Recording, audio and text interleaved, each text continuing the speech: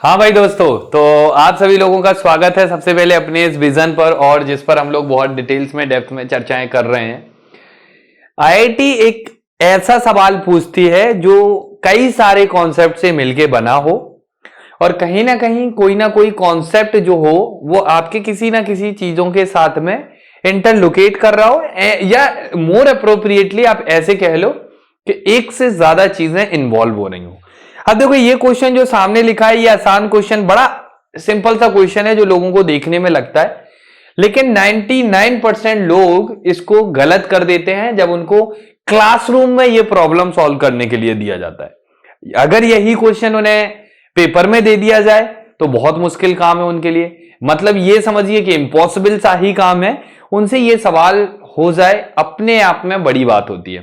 तो देखो, इस सवाल को पढ़ते हैं कि सवाल है क्या, कि if x1 x2 are the real roots of the quadratic. जितने महारथी इस वीडियो को देख रहे हैं वो एक बार एक काम जरूर करें, वीडियो को यहां पर पॉज करें, सवाल को देख लीजिएगा। पॉज करने के बाद में एक बार अपने से अटेम्प्ट लगाइएगा। अटेम्प्ट देने के बाद जो हमारा सोल्यूशन आएगा उस सोल्यूशन के साथ में आप अपने सोल्यूशन को मैच करिए, एंड देन थिंक कि आपने गलती कहां पर की है। ये सबसे बड़ी बात है, क्योंकि जब तक गलती मालूम नहीं चलेगी तब तक आप कुछ नहीं कर सकते। तो सवाल आपके सामने ये रहा, हमें मैक्सिमम वैल्यू बतानी है इसकी। तो इसका मतलब है कि E इज इक्वल टू, हम मान लेते हैं x1 square plus x2 square, that will comes out to be x1 plus x2 का whole square minus 2 times x1 x2। इसके जो रूट हैं वो x1 और x2 हैं। ये काम लोगों को लगता है सर इस क्वेश्चन में ऐसी क्या खास बात है, आप इसको इतना भाव क्यों दे देते हैं। तो देखो क्या इसमें खास बात है, इसको हम लोग देखते हैं। x1 प्लस x2 का whole square, x1 plus x2 इसके हिसाब से, हमारे हिसाब से कितना है, x1 plus x2 that will equal to k, and x1 x2 is equal to किसके बराबर है, k square plus 5k plus 5k नहीं है 7k प्लस 15। वैसे ही सवाल बहुत ट्रिकी है, थोड़ी सी कैलकुलेशन मिस्टेक और ज्यादा सवाल को खतरनाक बना सकती है।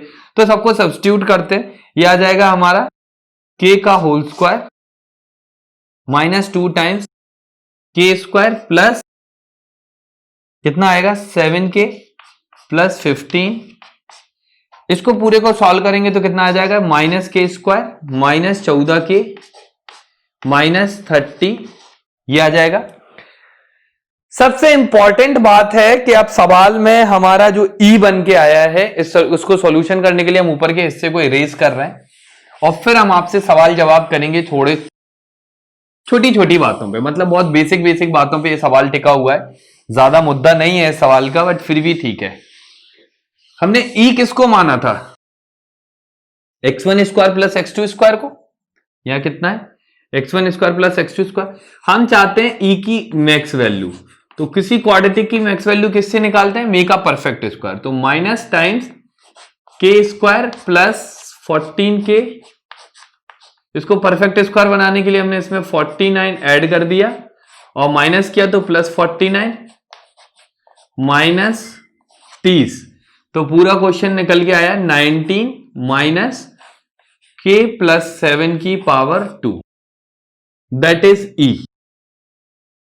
अब जल्दबाजी में बच्चे क्या करते हैं इस मोमेंट पर, वो कहते हैं कि E की for maximum value of E,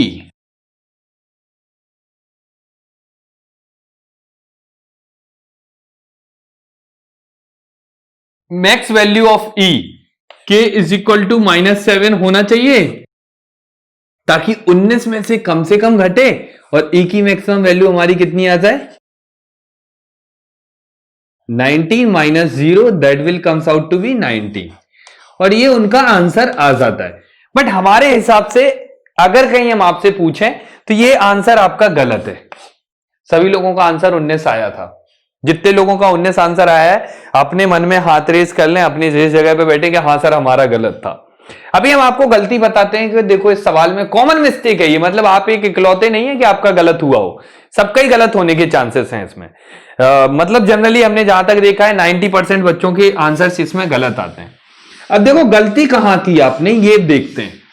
यहां तक तो सर सही था, इस वाले पॉइंट तक तो हमारा सबका आंसर सही है, आप भी वही करोगे जो हम करेंगे। फिर गलती कहां पर हो गई?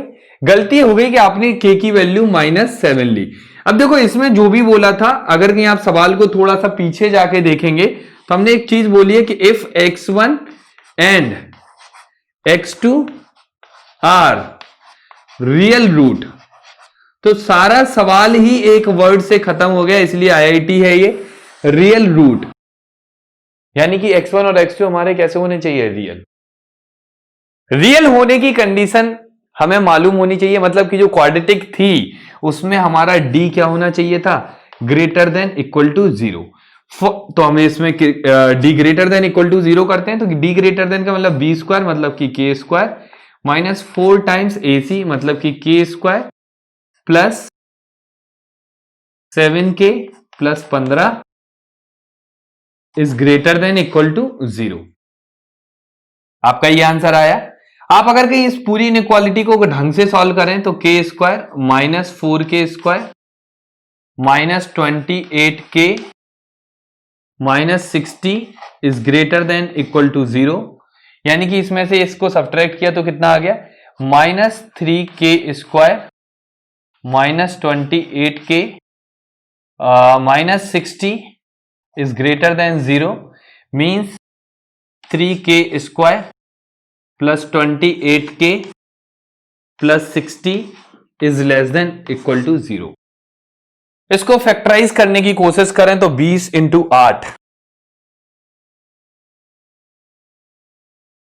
ठीक है, तो 6 18 120 25 75, इसको फैक्टराइज करने की कोशिश करते हैं हम, ठीक है। 36 इंटू 6, तो जब आप इसको पूरी को फैक्टराइज करेंगे, होपफुली हमने इसका के सही निकाला हो। जी हाँ, हमने इसका के एकदम सही निकाला है, मतलब कि बी स्क्वायर माइनस 4ac की वैल्यू भी ठीक आई है, सारा कुछ एकदम सही है, परफेक्ट है, ठीक है।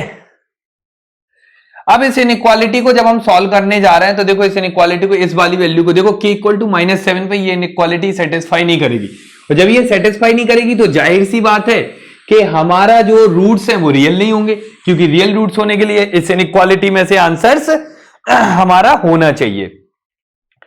तो इसमें से निकालेंगे 3k square plus 28k plus 60 less than equal to 0। इसको जब आप फैक्टराइज करेंगे तो ये आ जाएगी k प्लस 6 इंटू 3 से डिवाइड कर दो इसको, तो 28/3, और यहां पर आ जाएगा आपका 20। तो k plus 6 into k plus 17/3 is less than 0। तो यहां से k की वैल्यू किसके बराबर आ गई हमारी? -6 से -17/3 तक। अब देखो हम तो इसको मैक्सिमाइज कराने के लिए k को क्या ले रहे थे? -7, जो कि तो पॉसिबल ही नहीं है। तो ये सवाल किस पॉइंट से अच्छा है वो समझिए कि आपका पूरा सवाल सिर्फ एक शब्द से चेंज हो गया कि रूट्स हमारे रियल है। कसम से सर, मतलब फील आ गई इस सवाल को करवाते हैं जब बच्चों को, वो बोलते हैं सर हम तो रियल को भाव ही नहीं देते थे, मतलब कि जब कंडीशन लगानी होती थी तब भाव दे देते थे, यहां पर तो हमने उसको मतलब ऐसे देखा रियल हो या ना हो कोई फर्क ही नहीं है। तो हमारे हिसाब से आंसर क्या आना चाहिए अब इस सवाल का? जब के का इंटरवल हमने ये निकाल लिया तो इस सवाल का जब आंसर निकालने जा रहे होंगे हम, तो आंसर क्या होगा? k इक्वल टू -6, मतलब कि हम चाहते हैं मिनिमम रहे, यानी कि e मैक्सिमम रहे।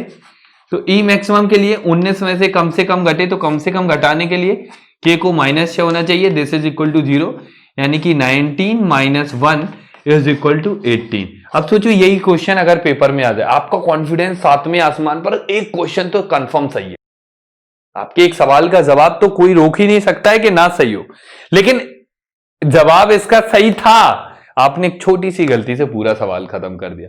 तो ये एक अच्छा सवाल है। आज हम बस एक ही सवाल लेके आए थे आपके लिए, बड़ी शिद्दत से हमने ये सवाल ढूंढा था और आपके लिए ये सवाल करवाया। होपफुली आपको अच्छा लगा होगा।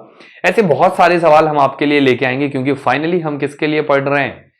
आईआईटी के लिए। ठीक है, तो धन्यवाद, मिलते हैं आपसे।